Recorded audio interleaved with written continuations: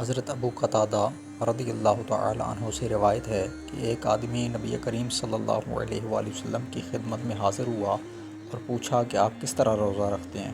اس سوال پر نبی کریم صلی اللہ علیہ وآلہ وسلم ناراض ہوئے۔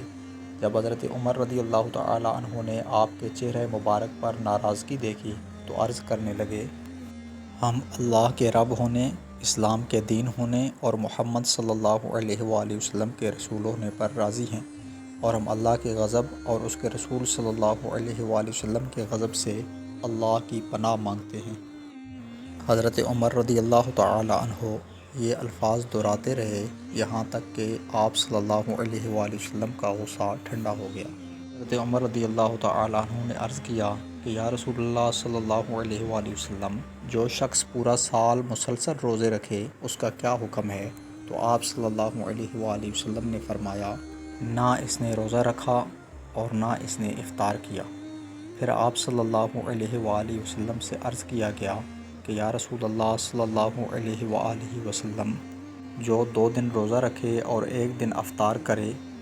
فرمایا، کیا کوئی اس کی طاقت رکھتا ہے؟ عرض کیا گیا، جو 1 دن روزہ رکھے اور 1 دن افطار کرے۔ آپ صلی اللہ علیہ وآلہ وسلم نے فرمایا، یہ میرے بھائی داؤد علیہ السلام کا روزہ ہے۔ پھر عرض کیا گیا، جو 1 دن روزہ رکھے اور 2 دن افطار کرے۔ آپ صلی اللہ علیہ وآلہ وسلم نے فرمایا، مجھے یہ پسند ہے کہ مجھے اس کی طاقت عطا کی جاتی۔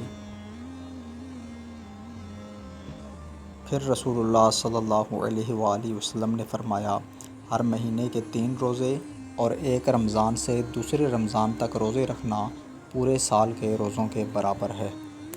اور عرفہ کے دن کے روزے کے بارے میں مجھے اللہ سے امید ہے کہ وہ پچھلے 1 سال اور آنے والے 1 سال کے گناہوں کا کفارہ بن جائے گا۔